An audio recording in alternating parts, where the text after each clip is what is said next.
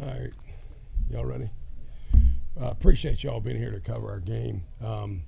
Before I even address the game, I'd like to thank our student section. The turnout was amazing, and them sticking around through the weather and what could be, or I was worried we were going to kick off on time tonight because of potential lightning, and for them to show up the way they did, the student section was big time tonight, and they definitely made a difference. They brought a lot of energy to the stadium. You could feel it on the sideline. Never a bad win. I'll never complain for a win. The scoreboard looked nice. We have a whole lot to clean up. I mean, that was a really average performance, to be quite honest with you. And we'll celebrate tonight and have a good time. But if we think that was our standard, we're going to get exposed here real fast. Like, the next few weeks are going to be a rude awakening. So we've got a lot to improve upon.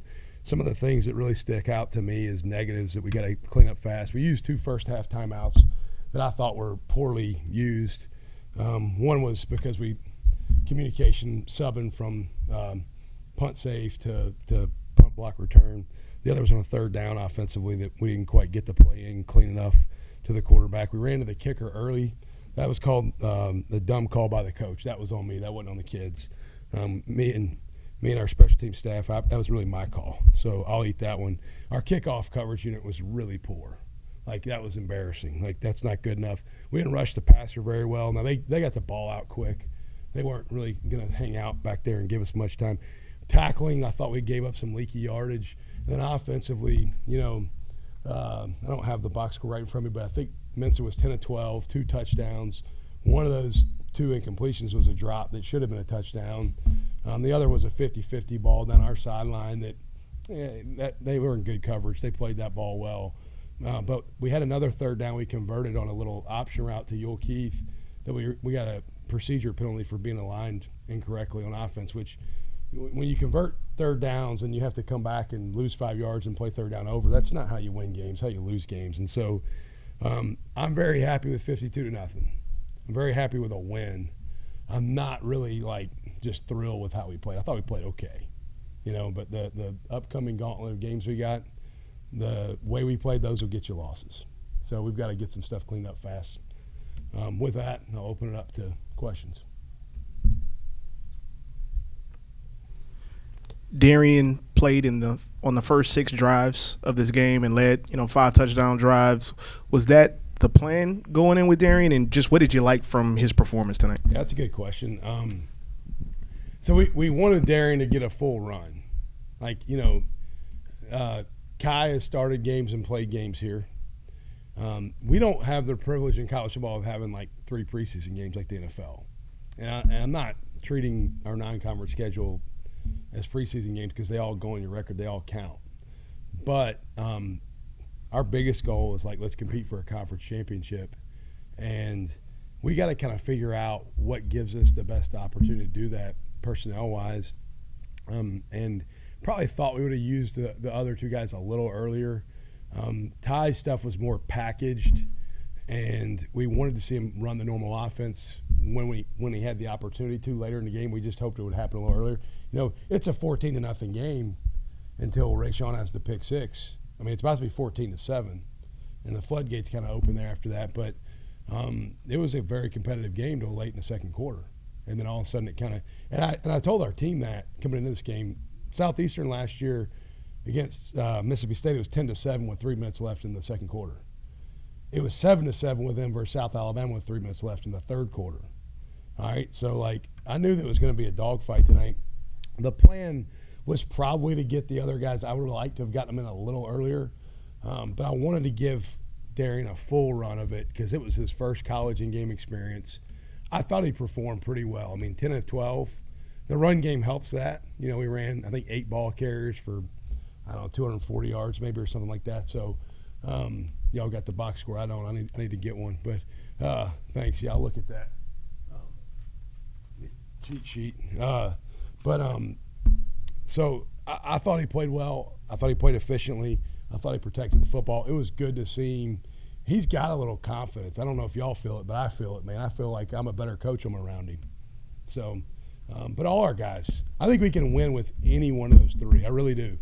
I think what those 3 guys do is different a little bit, and we got to tailor the package to whoever's in the game. So sometimes you don't know how a quarterback's going to play when he hasn't played before. But did that Darian Mensa look pretty similar to the way he looked in practice for you tonight? Yeah, you've been at a bunch of the practices, and you've been there a ton. He looked very similar tonight. I mean, he's very calm. He's very confident. He's got really good poise. I think the biggest thing, there's going to be some things that come these next couple of weeks where the opponent's going to maybe make you speed up, and so we've got to prepare for that. But I thought he really handled the first game really well for a guy that's never played in a college game, first start. I mean, we're not just talking about a first start, we're talking about a guy that never played in a college game. All right, like that's a big deal, and I think he handled it really well.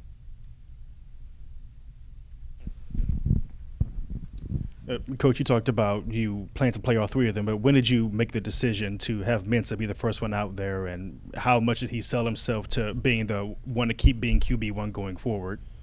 Yeah, I think probably about a week and a half ago we probably knew, but just like anything, you have to keep showing up to earn it, right? And so we told him 10 days ago, hey, you're going to go the majority with the ones here.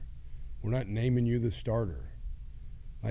You're probably going to get to start, but that means you still have to practice really well and prepare really well. And if he didn't show up to practice and work hard, I wasn't going to start him. So if he doesn't show up tomorrow morning on time to meetings, he won't start next week.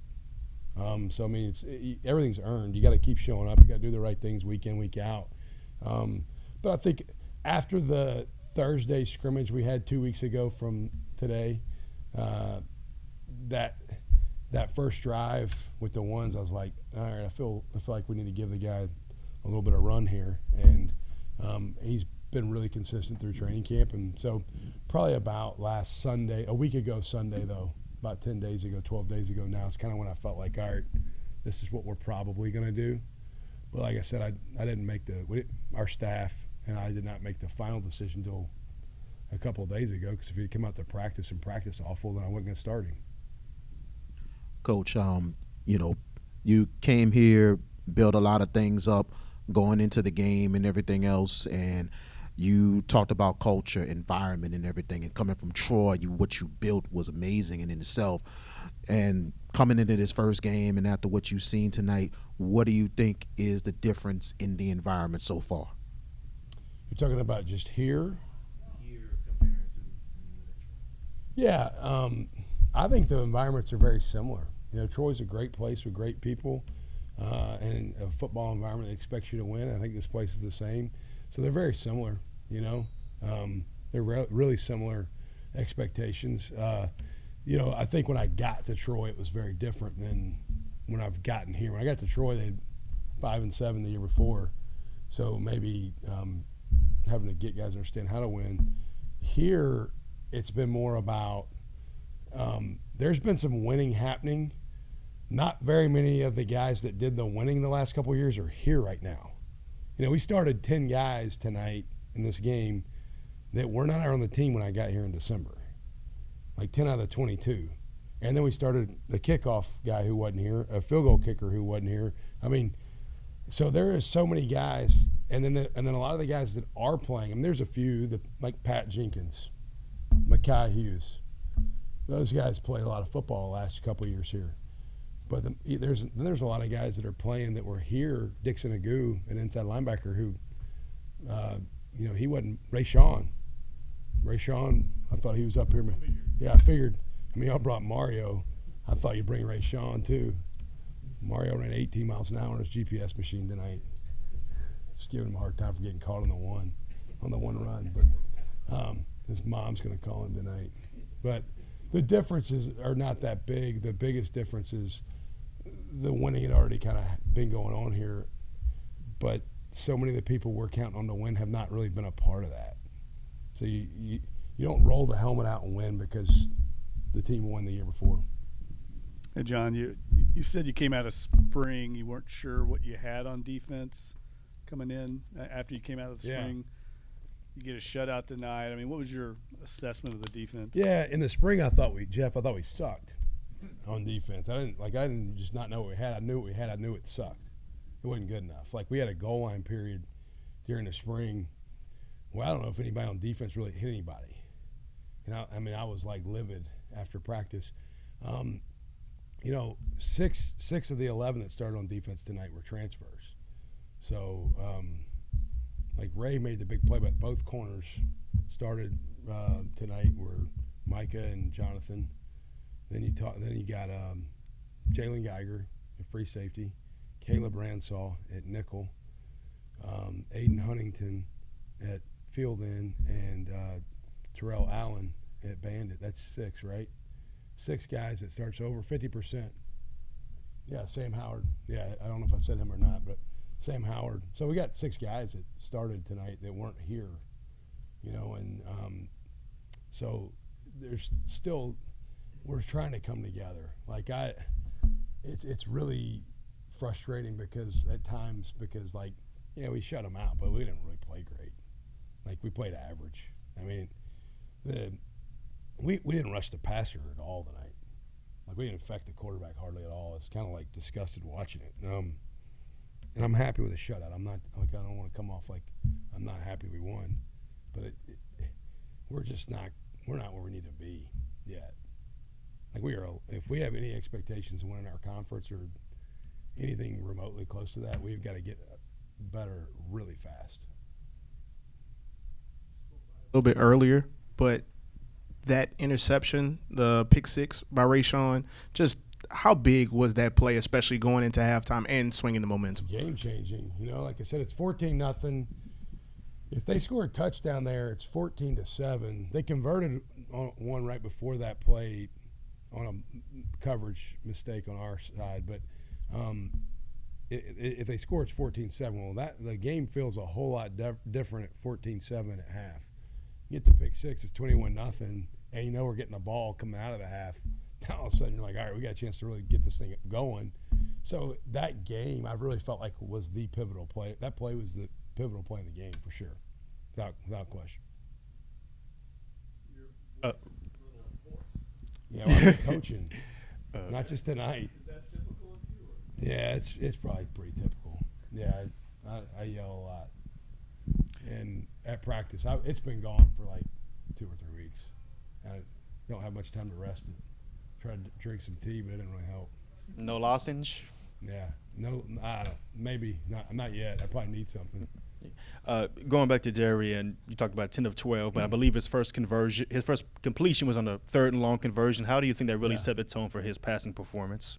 Yeah, I think it helps when you have some success, right? Like, it's like shooting a basketball. If you see it go through the hoop, you feel better about it going through the hoop the next time. I think you kind of get in a rhythm, and so I think seeing a ball get caught helps a guy, especially on a 3rd down conversion, like you said. That even builds your confidence a little bit more.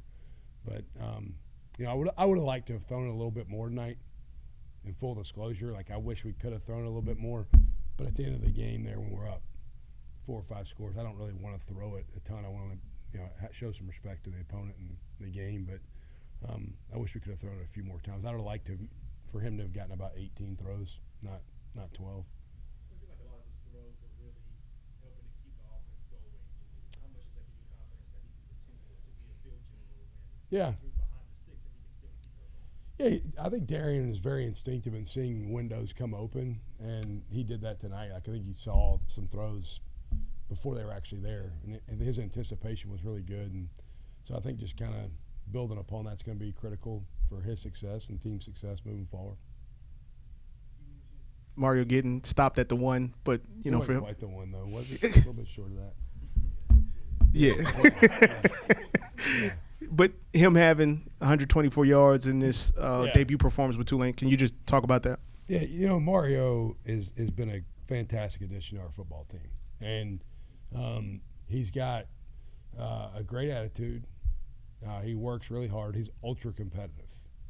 Me and him probably talk more smack to each other than anybody on the team. Like, I talk smack to him every day. Like, at the end of the game tonight, I went over to him and I said, "Hey, did you score a touchdown?" Like, I just like messing with him. But like, I'll tell you Mario in a nutshell. Like, 2 things that will tell you about Mario. we do a deal in February called the Gauntlet, where you get matched up with another guy on the team, and you do early morning 5:50 a.m. workout. And Mario, every time he showed up to the Gauntlet, was ready to beat somebody's tail and let them know about it. And then in spring practice, it was one of the early practices. We ran a run play that went to the right. He was lined up on the other side of the formation, and he sprinted about 40 yards to go make a block on the safety way down the field on a run play. And when you got receivers that like block when the ball's that far downfield, that bodes well for your opportunity to have success individually and as a team. And I'm really grateful for his energy and his demeanor, and I'm just proud of him. You know, I think sometimes, and I'll say this, like sometimes you get a guy that's been at Oklahoma or USC, and you're like, all right, what's this dude going to be all about? It's going to be all about him, or is he going to be up and down if he doesn't get his touches or scores or whatever? And tonight when I was messing about, you know, not scoring, he's like, Coach, team game, we won, we're winning. Like, I'm happy. And I was like, all right. So he's been awesome, been a tremendous addition, and he's fit the culture really well, and he's added a lot of value to what we're doing. Thanks, Coach. Thank you all. Appreciate you.